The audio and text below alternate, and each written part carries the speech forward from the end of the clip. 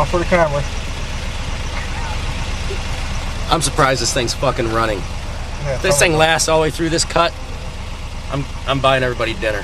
What's up, guys? Chris back here at Rusty Ratchet. Today I will be working on the wife's 55 Chevy. Actually, she's gonna be working on it. Yes, she is tired of driving around with manual steering. So what I'm gonna do today is help her put a Flamin' River rack and pinion power steering setup in here. And this is the second time I've been under the car. I was under it last night when I put it up on the lift. So I'm gonna show you guys underneath the vehicle. All right, guys, so it has, I believe that's 2.5 inch exhaust up here. And down here, it's got 2-inch exhaust, which I might change to 2.5 inch. It's got these Dyno Max mufflers. I've never heard of them, but it's okay. The floor is completely solid. The frame rails are completely solid. I'm pretty impressed. I believe a whole floor was done because I see some welds right up under here, and they put some kind of brace in there. That's where they're running the shocks. I'm not familiar with the 55s with this stuff. So you guys comment and let me know what that is.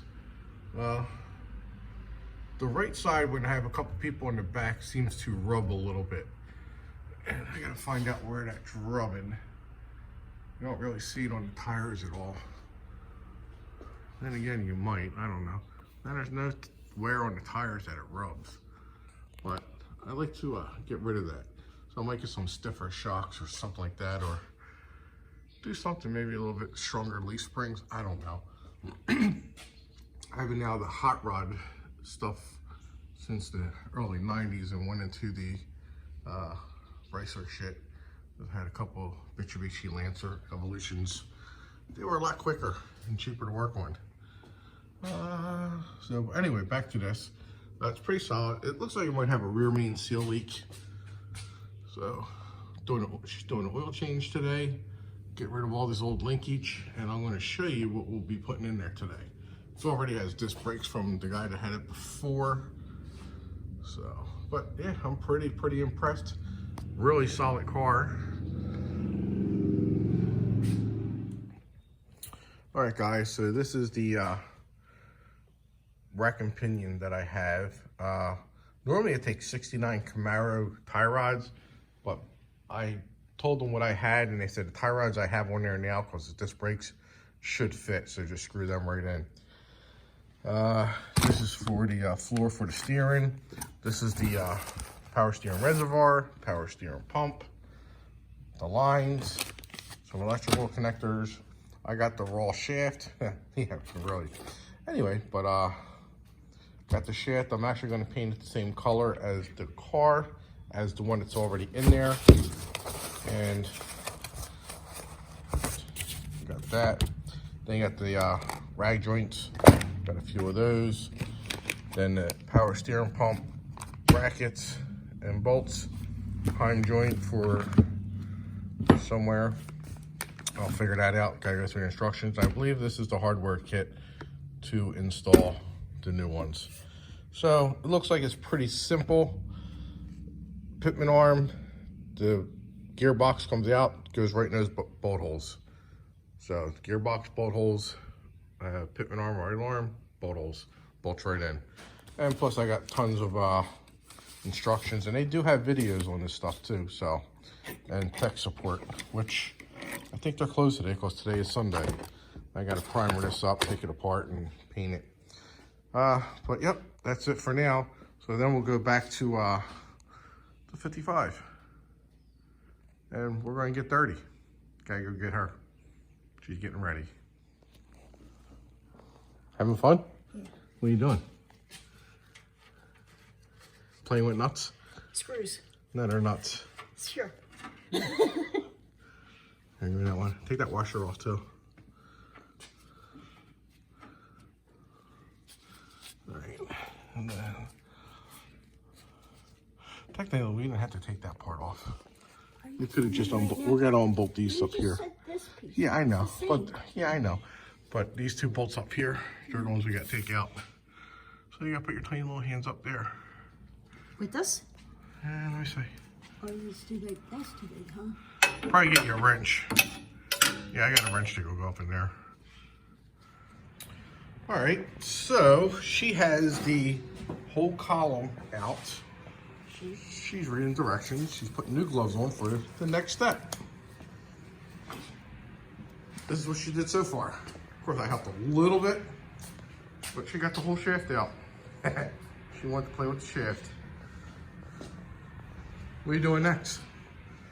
What are we doing next? Oh, you don't know? Now you gotta put the rack and pinion in. So we gotta put it back up in the air. You got parts down on the floor. See it down there? Yep. I'll put it up in the air. What are you crawling on the ground for? God. You spent all that money on a lift, you want to crawl on the ground. All right, guys, so I'm installing the Flaming River power steering pump now. So they give you a bracket, and on the Tri-5s, they have the motor mount in the front. This mount right here is in the front. That's the motor mount. And I was looking at it, I'm like, this ain't gonna work. So they told me I would have to go with a different option. Well, I used our bracket and I modified it, and I did that. So I cut off the bottom, and then I shaved. Basically, I traced that. I didn't even measure it, the thickness of that, and I shaved it off of here, close enough. And then I started, you know, blending it in here. So now I'm getting ready to paint it and pop it on. So I'll have that bracket there, and hopefully I'll have the power steering hooked up tonight. So don't get discouraged. Everything from Flaming River, you're gonna have to modify. So yeah, it's not as easy as they say it is. So I'll show you some more things I had to do.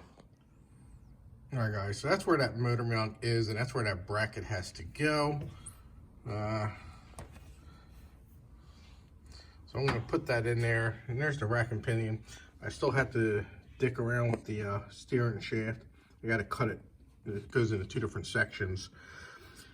Then I have to pivot that probably back a little bit, the rack itself. You do make some adjustments on there so you get the right pivot angle and stuff like that. So I think I'm gonna rock it back a little bit. Then I actually have to find out what kind of exhaust manifolds or headers I'm gonna run on here, because I actually have stock ones on there. So I gotta hook that one back up. Hopefully I can get another kind of intake manifold or something like that, where I can have it dump out the back, going out that way. That's what I'm hoping. So, but we'll see. Hopefully I can get that steering rod closer to the frame instead of it sticking out that way. But one step at a time. My biggest hurdle and accomplish will be this today.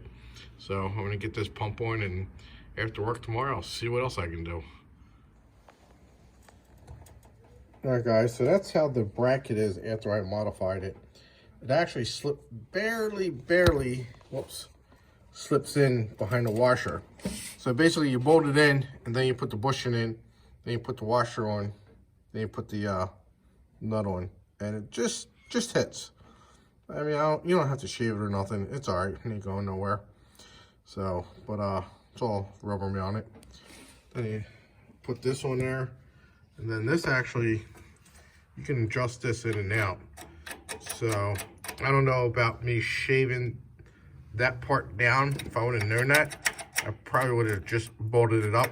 But you got the adjustments here. And you actually make more adjustments if you want it. You actually tighten it up more, but I think that's the most adjustment you can get out of it. So, but yep. So accomplishment today, and now I gotta might have to extend that fan out, because looks like I might be hitting. But I'm gonna go mock the pump up real quick and see what it looks like. I'm still working on that nightmare of a rack and pinion. It's not Flaming River's fault. It's kind of my fault in a way. It was supposed to be a quick bolt right up and ready to go. Well, yes, it bolted right up and it wasn't ready to go. One, technically you got to have the side engine mounts in order for this to work properly. And also, do not have angle plug heads. Make sure you have straight plug heads. Save yourself the time and spend $1,000 and get Flaming Rivers headers. Because I was going to do that, but Cruise Week was coming up and want my wife to go there and drive on the boardwalk and all that. Well, that never happened because of a nightmare of these custom headers, which I'll go into later on. But yeah, make sure you get angle or straight plug heads. Do not have angle plug heads if you go with a Flaming River or any type of rack and pinion setup. Just do the power steering setup. That's it. I don't know. You might have to do the same thing. I don't know. But look into it. Make sure you look into everything before you put these rack and pinions in. Our car's been down for about a month and a half now. I can't work on it every day because I work. But I am going to install a serpentine belt on this. So I'm going to show you what I got. Got it from GM. Don't go aftermarket. It's way too much money. You'll save $1,000 with GM stuff. And I'm going to show you. So this is GM setup.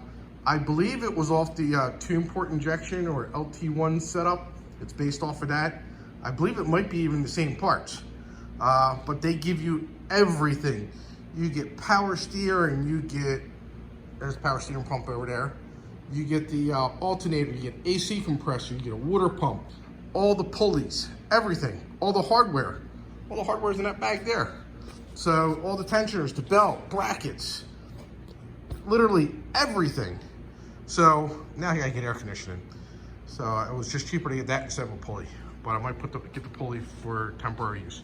So let me go and show you what I got going on under the hood right now. All right guys, so they told me I couldn't do this with the motor in the car on the 55 Chevy. Put the side mounts in. That bottom one I hit with the grinder. Top one I hit with the grinder. Gotta be careful with the gas line up top there. The top one gave me a little bit hard time. After I grinded that down flush, I got my air chisel, popped it right out. Top one was a little bit more stubborn. I had to drill it and then go in from the backside, 2 blasts, boom, popped out. This literally took me about 20 minutes to do. Didn't have to pull the motor yet. And on the driver's side is gonna be even easier. So, but now I gotta relocate the fuel line. So now I gotta drop the car down and pop the motor mount in. Be right back. There's a nightmare header right there. You see the shaft going right through the header. So I took everything off already because it gives you a new water pump. I think I'm gonna have to relocate the radiator on the other side, like the V6 or 6 cylinders.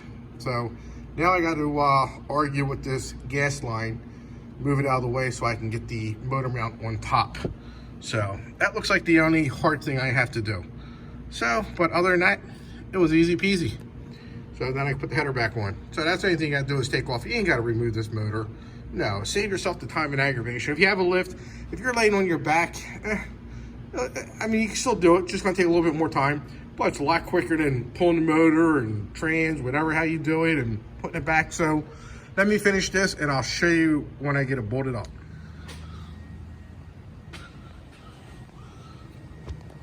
All right, guys, so that one's in. Coming into a few issues though. Top bolts are in also, all mounted up. I just got done grinding. Where are we at here? Oop. Just got done grinding those two down. So I use my cutoff wheel. Then I use my little grinder to make it flush. And then I use my air hammer to knock the little son of a bitches out. And they end up on the floor. A lot easier. You do not have to take your motor out. So it's a lot easier this way. A lot easier. So I didn't even have to drop the rack and pinion or nothing. You can see I missed a couple times with the air hammer though. It just ran on me. But it came out in like 4 bursts, maybe 6.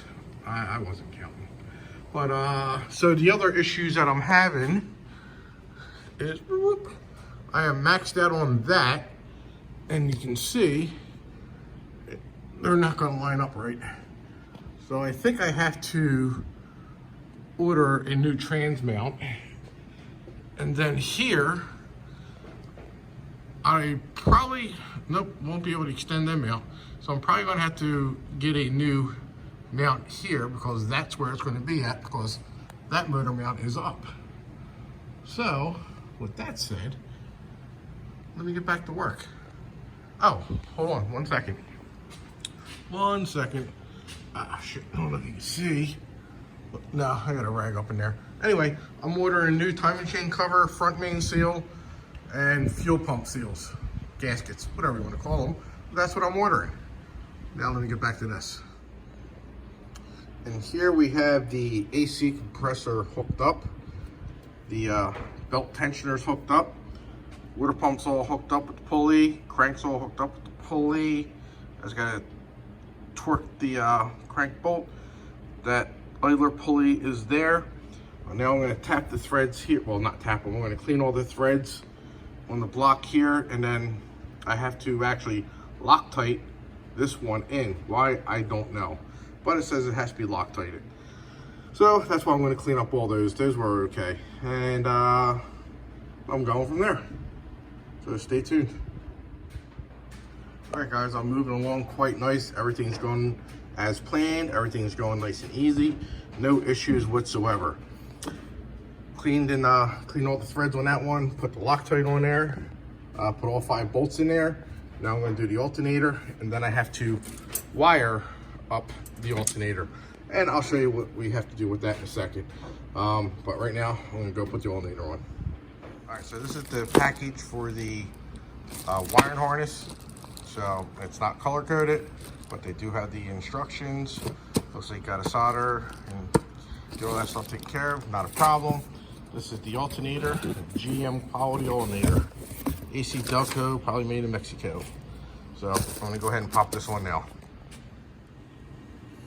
All right, so the alternator's on, the bracket's fully on. The only thing I gotta do now is wire it up. Got the brace in the back. It's working phenomenal. I couldn't ask for a better product. Right now I'm very highly impressed. So, but I do have to do something with the mount because I gotta put my radiator over here now. And yeah, it's gonna be fun. I got the straight plug for that, or not plug, but straight pipe. So I'll take that out, pop the straight one in. I gotta take my old one off my old water pump and route that one. I gotta route the fuel line. So I still got some work to do, but I'm gonna take care of the alternator right now. And just like that, the belt is on. Not bad, not bad, not bad. It's coming out pretty good. Still gotta do the alternator, didn't do it yet. So I gotta lengthen some wires and stuff like that. So with that said, I'm gonna do the heater hoses. For now, I'm procrastinating on that. I don't like wiring alternators. All right, so here we go, guys. We got the alternator all wired up. That's done. Water pump's done. I just did the fuel line. Fuel line is temporary. I'm not using metal. I'm going to use steel braided, but I have it with the push locks, and I'm going to take this to the AN fitting guy near me, and he will do a steel braided one for me, and we'll get that done. And here's the power steering lines. I had to make this big because the way this hose is, it's a return line. It's got like a plastic tube in it, so that's why it's like that. If I made it shorter, it would just put a kink in it. So I'm just gonna leave it like that for now. Yeah, so you can see all down in there, looks better. Before, the power steering pump was there, and it had 3 lines going all the way up to here. I actually temporarily had the reservoir up here because I knew I wanted to do a serpentine setup, so I was gonna drill holes in my fender wells. There's a guy also near me. I'm waiting for him to get back to me on the radiator support. He's got a 6-cylinder one, so I got to meet him and pick that up. Then I can hook up the power steering, the damn transmission lines. I actually put an AN fit into the pump, so that's why I got the hose, and I'll do all the other crap. So yeah, I actually had to shorten this hose here. This hose here had to get shortened. I don't know what. Actually, no, I'm sorry. This one here had to get lengthened. This one here had to get shortened. It was mounted back up a little bit more, but I just made it that way. It's okay for now. It'll probably get pushed down a little bit like that once the AC lines go on, but they're not going on yet. And so far, I am pretty stoked and pretty happy with the setup. There's the bracket for the AC condenser. I'm probably going to hook up the exhaust tomorrow. And then, what else? Well, I do got a ground wire I had to install. This wire here, coming out of the harness, originally went to the alternator. So I'm probably going to have to round it to the motor somewhere. But there is a little spot right there I think I might do it to. I don't know yet. We'll see. So, that's going to be it for today. Tomorrow's another day, and I got a couple little things I got to do to it. Dry shaft won't be here until Monday. I had to send that out and make it 3/4 of an inch bigger. So guys, that's going to end it on this video for the 57 Chevy. The next thing I'm going to do is actually put the AC system in it, which I don't know when I'm going to do that. She wants to drive the car and enjoy the car, so that's what she's going to do. So make sure you hit that like and subscribe button. Let me know what you think. Leave some comments, whatever you might want to leave. I don't know, but just leave something. Say hi. Say nice car. Say your wife's lucky. I don't know, anything. But yeah, so I'll see you guys on the next video. So they charged me $195, which I think was a steal for the stainless steel dry shaft. And they just welded my ends in it and balanced it. What I did was I started off with the Flame River rack and pinion. I put that in, but one thing led to another. Had to get custom headers, and then I didn't like the V-belt setup for the power steering pump and the alternator and stuff like that. It's going to cost a couple $100 in brackets, and I made a couple brackets, and I just didn't like it. So I went and got a GM, as you see in the GM serpentine belt kit. I popped that on. Then I had to move my engine 3/4 of an inch forward because I want to do a couple other things. So I moved the engine forward 3/4 of an inch. Then I actually cut, the person that built the car welded in the brackets for the transmission mount. So I cut those off, cleaned it up, and moved them forward 3/4 of an inch. Then I got a new stainless steel dry shaft. I don't know, I just told them I needed 3/4 of an inch added to the dry shaft, and they gave me a new dry shaft and just put my yokes on the end of it and U-joints. I then had to, in the meantime, temporary, I flipped my V8 rad support forward so I could put the radiator in the 6-cylinder position. I have one coming in, but my wife wanted to drive the car and go to a car show, so I did that. With that said, everything is perfect. And like I said before, Dirty Dingo says you gotta take the motor and training out, or motor out. No, you don't. If you have a lift, you can do it right up on the lift. I showed you that I did it with the motor in the car, so that's not a problem. Well guys, that's going to end it for this episode of the 55 Chevy. Make sure you hit that like and subscribe button and leave a comment. Let me know what you think of the project. If you want to see more videos and everything, I'll put them out, but you got to hit that like and subscribe button. All right, I'll catch you on the next video.